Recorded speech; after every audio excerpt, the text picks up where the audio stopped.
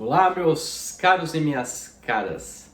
Bom, sou o professor Fábio Brasilino e no vídeo de hoje eu vou tratar de um caso que ele ganhou bastante repercussão, aliás, ganha bastante repercussão há alguns anos aqui no estado do Paraná, tá? Que é o famoso caso Visivale. Para a gente entender esse caso e para que a gente possa saber o que de fato ocorreu diante dessa situação, é importante a gente contextualizar. Pois bem, a LDB de 96, que é a lei que vai trazer as diretrizes aí, as bases da educação, ela vem e institui a década da educação no Brasil, tá? E com isso, o objetivo dessa legislação, era que tivesse apenas professores com curso superior.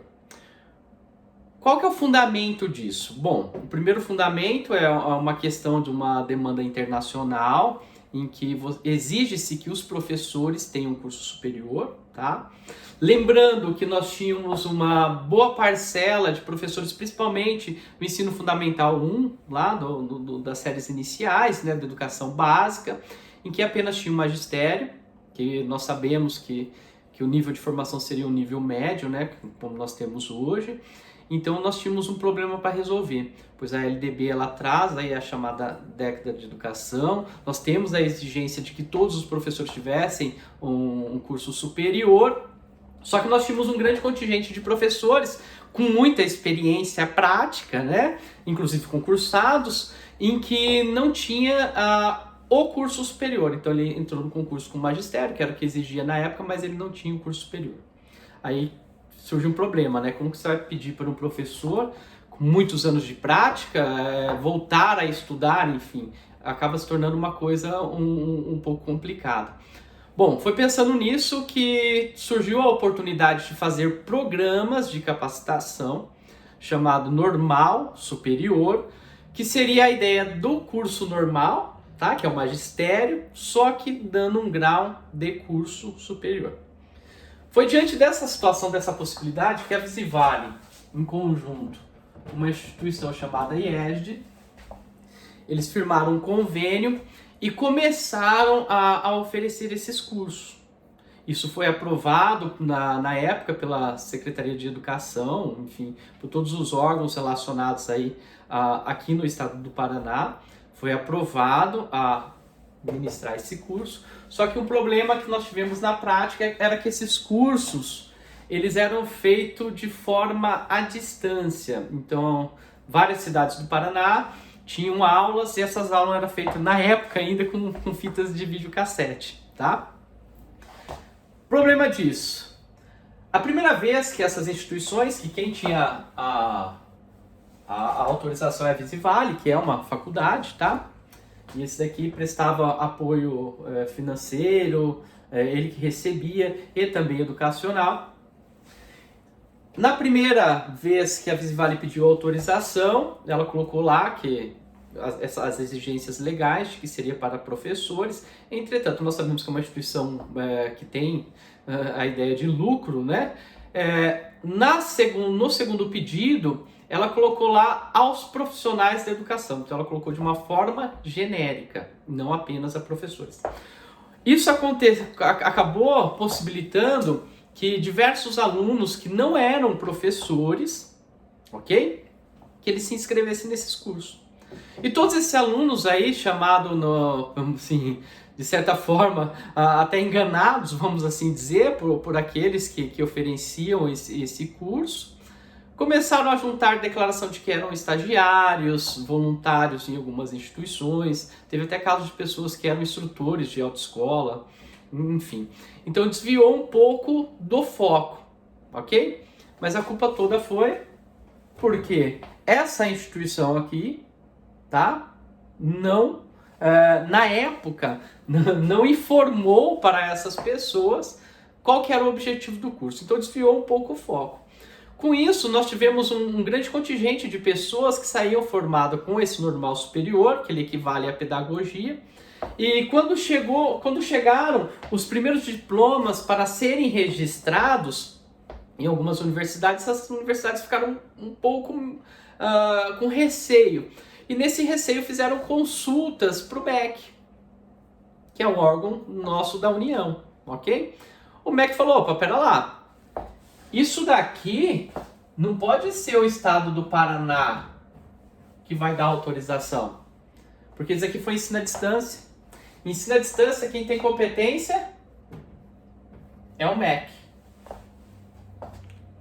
Diante dessa situação, as instituições públicas, que daí para registrar o diploma precisa ser uma universidade, e a Visivale é uma faculdade, ela não pode registrar o diploma, então ela precisa mandar. Então nós tivemos a UEPG, a UEL, enfim, várias instituições aqui do Paraná. Então, as instituições falaram, bom, não vou registrar então, ok? E aí nós vamos ter vários atos normativos, tanto do Estado do Paraná quanto do MEC, em que vai impossibilitar o registro deste diploma. Ou seja, eu tenho uma gama de pessoas que na maior boa fé fizeram um curso, ok? E não tiveram seu diploma. E nisso, em 2010, mais ou menos em meados de 2010, essas pessoas elas começaram a perceber, enfim, ali ficou, aí teve várias influências políticas, enfim, mas elas começaram a perceber e tiveram a informação lá em 2010 de que de fato elas não teriam diploma. Muitas, falo muitas porque a maioria eram mulheres, tá? Mas tinham homens também, mas uma grande maioria eram mulheres. Muitas começaram a procurar outros cursos, enfim. Falavam-se muito em uma espécie de complementação. Então, ó, que você pegasse aquele seu histórico e fizesse um curso de pedagogia, enfim. Isso aconteceu também. Mas o fato é que em 2010 começaram diversas demandas judiciais. Na época, nós tínhamos demandas contra a Visivale e nós tínhamos demanda contra a União. Ok? As decisões judiciais nós tínhamos para todos os gostos. Algumas decisões falavam que a culpa era do Visivale Este, tá? Por ser uma relação de consumo. Algumas falavam que a culpa é da União, enfim. Então nós tínhamos vários posicionamentos. No caso específico aqui do escritório, eu optei por entrar contra a Visivale Este, tá? Porque sempre quando nós temos um órgão público, querendo ou não, né, a impressão que muitas vezes que nos dá é de que você não tem uma certa imparcialidade, vamos assim dizer, né? Até mesmo porque sempre prevalece aí o interesse público.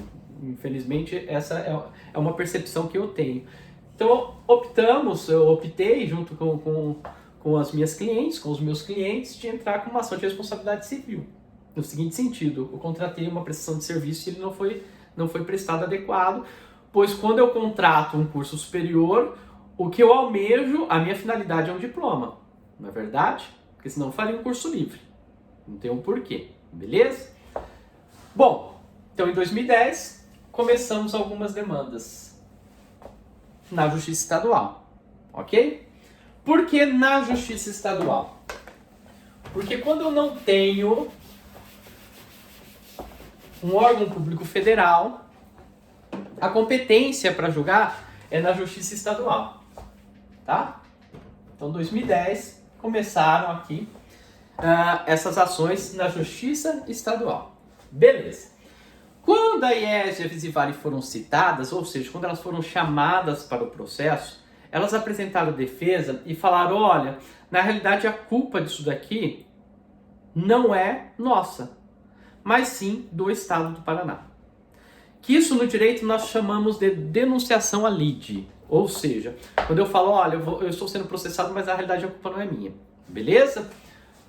Como nós temos aqui o Estado do Paraná, não muda a competência da Justiça Estadual, mas vai para as varas de fazenda pública.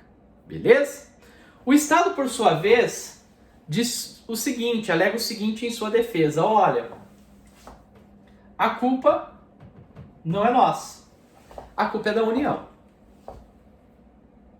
Quando o Estado do Paraná fala que a culpa é da União, e aqui nós tínhamos ainda discussão de competência, pois alguns juízes estaduais entendiam que a competência era a Justiça Federal, por tratar de relações vinculadas ao ensino superior, e a competência para delegar isso seria o do MEC, né, o que chamaria a competência para a Justiça Federal. Então a gente teve várias discussões aqui quando a gente fala em questão de competência, Quem que é competente? Ninguém quer ser competente, né? Ninguém quer ser competente, a culpa não é de ninguém. Essa é uma grande verdade que aconteceu aqui. Mas, enfim, esses processos, tá, ficaram suspensos durante um período, pois chegou uma decisão no STJ. O que é o STJ? Aliás, chegou um recurso no STJ. O que é o STJ? É o Superior Tribunal de Justiça. E o STJ, ele tem um rito que nós chamamos de julgamento, que é rito repetitivo, em que ele dá uma decisão e essa decisão vai vincular os órgãos inferiores. E chegou para o STJ essas discussões relacionadas, primeiro, de quem que é responsabilidade, segundo, de quem, consequentemente, né, de quem que seria competência. De qual órgão? Justiça Estadual ou Justiça Federal. Beleza? O STJ, ele firmou 3 teses. O que isso quer dizer? Ele decidiu para todos os processos, claro que isso foi muito impactante no estado do Paraná, mas tem também algumas decisões de outros estados, como por exemplo, tem alguns processos em outros estados, como por exemplo Minas Gerais, tá? O STJ firmou 3 teses. Primeira tese que ele firmou, aqueles professores. Então, quem já era professor, ok? Com vínculo, tudo certinho, a responsabilidade é da União. Então, ele falou, olha, vocês podem ter o diploma registrado, a responsabilidade é da União. Se a responsabilidade é da União, vem a competência aqui para a Justiça Federal. Tá? Porque o órgão, União, quem tem que decidir é um juiz federal. Um juiz estadual não pode decidir questões relacionadas à União. Então, se eu entrei com uma ação de responsabilidade civil, quem vai ter que pagar vai ser a União. Se eu entrei com um pedido de diploma, quem vai estar ali no polo passivo, que nós chamamos, quem vai responder o processo, quem vai ser réu, vai ser a União. Beleza? Segunda tese. Professores com vínculo precário, a responsabilidade era da União e do Estado, do Paraná, no caso, né? Nosso. Então, professores com vínculos precários, da União e do Estado do Paraná. Aqui a gente já tem um problema. A princípio eu entenderia que aqui seriam os professores concursados, vínculo precário, professor CLT, PSS, enfim. Ok? Então, a União e o Estado. Também a competência seria da Justiça Federal. A terceira tese que se formou, estagiários seriam as instituições. Pois bem, até aqui tranquilo, né? Temos uma decisão superior que ela vincula. No caso específico dos meus clientes, muitos processos foram para a Justiça Federal. Aqueles que ficaram aqui que eram de estagiários, alguns, a maioria acabou fazendo acordo com a instituição, enfim. Então seguiu a vida, beleza? Bom, quando os processos chegaram na Justiça Federal,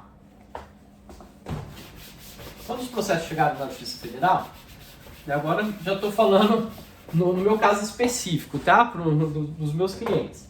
Quando alguns processos chegaram na Justiça Federal,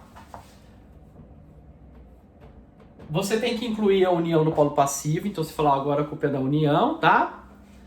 A União, por sua vez, vem e alega prescrição. Por que a União alega prescrição? Porque ela fala, olha, essas pessoas se formaram lá em 2006, enfim, 2007, 2008. E apenas 2020, tá? Que esse processo chegou aqui para mim, que eu fui intimado. Bom, nos meus processos especificamente, sempre essa tese ela era afastada por duas questões. Primeiro, quando nós falamos em um processo judicial, tá? Por mais que ele mudou aqui de justiça, ele é o mesmo processo. Então, se você entrou lá em 2010, eu tenho que considerar o processo como se ele fosse entrado em 2010. Porque a citação aqui da União retroage à data da propositura, tá? E o segundo ponto, que é a questão que a culpa não é da parte que está litigando, né? Se o Poder Judiciário demorou de 2010 a 2020 para decidir de quem que é a culpa para daí eu começar o processo, como que eu vou falar em prescrição? Porque o processo seria simples. O processo ele teria que terminar, em regra, no máximo em 4 meses. Estão vendo? Então, se o Poder Judiciário demorou, isso não pode prejudicar. Nos meus casos específicos, praticamente todas as decisões foram nesse sentido. Só que aqui a gente teve um problema. Enfim, na Justiça Federal, quando nós estamos falando em valores abaixo de 60 salários mínimos, nós temos a obrigatoriedade de entrar nos juizados especiais federais, que é a primeira instância. O recurso vai ser para as turmas recursais. Da decisão dessas turmas recursais, cabe o que nós chamamos de incidente de uniformização de demandas. O que isso seria? Quando eu tenho, vamos assim dizer, decisões de turmas que são conflitantes, ou decisões dessa turma que é conflitante com uma decisão do STJ, eu posso pedir para uniformizar isso, entendeu? Para eu trazer uma segurança jurídica. Para que assim, uma turma não decida de uma forma, outra turma decida de outra, o STJ decida de outra. Ok? Não foi um processo meu, infelizmente, porque daí eu poderia atuar, poderia defender, mas o fato é que a União começou a trazer uma decisão que, ao meu ver, não se aplica a este caso especificamente, mas enfim, uma decisão do STJ, em que o STJ diz o seguinte: se demorou um lapso temporal maior do que o prazo prescricional, que aqui são 5 anos, para incluir a União no polo passivo, isso está prescrito. Só que esse julgado do STJ, que a União se baseia, é um julgado que fala que é quando o motivo de não ter incluído no polo passivo, ou seja, você não ter colocado aquela parte no processo, foi por culpa da parte. Então, eu enrolei e demorei 5 anos. Então, por isso que eu entendo que não se aplica a esse caso. Porque isso aqui não foi culpa da parte. Porque foram vários recursos. O próprio STJ já suspendeu isso daqui, enfim. O STJ demorou para decidir de quem que era a culpa. Então, enquanto não se decide de quem que é a culpa, como que eu vou incluir? Estão vendo? Porque a inclusão de um ente e eventual, a depender, se não for nos juizados, e se você perder, você tem custos e honorários. Então, tem toda uma consequência processual. Percebe? Mas o fato é que nós temos uma decisão no âmbito da Justiça Federal, em que nos casos de professores, porque daí a culpa seria da União e do Estado, tá? Nos casos desses professores, que os processos em que a União foi incluída no polo passivo, ou seja, que a União foi chamada para responder aquele processo, esse caso suspendeu os processos. Por que suspendeu? Suspendeu até que esse órgão de uniformização decida se nessas situações ocorre ou não a prescrição. Beleza? Então o que isso quer dizer na prática? Isso quer dizer na prática que muitas vezes as pessoas estão desde 2010, tá? Esperando uma resposta do Poder Judiciário. Então ela está esperando uma resposta do Poder Judiciário. E já discutiu-se muito quem que era competente, quem que não é, de quem que é culpa, de quem que não é culpa, e agora nós temos mais uma discussão a ser enfrentada, se isso daqui estaria prescrito ou não. Ok? Bom, no caso do nosso Tribunal Regional, que é o da 4ª Região, as turmas recursais nossa, tá? tem o entendimento que no caso específico aqui da Visivale, de que não ocorreu a prescrição. Então, diversos processos, assim, de clientes meus, a gente ganhou, não transitou em julgado, ou seja, não acabou, mas a gente ganhou nesse sentido. Por quê? Primeiro, as instituições falaram que a culpa é do Estado. O Estado falou que é da União, teve que chegar até o STJ. Na época a gente não tinha, era um balaio de gato, não sabia de quem que era a culpa. Teve que chegar no STJ para o STJ decidir. O STJ decidiu, vem aqui para a Justiça Federal e aí segue de acordo com o entendimento do STJ, com as teses firmadas. Estão vendo? Entretanto, nós não sabemos o que esse outro órgão vai decidir.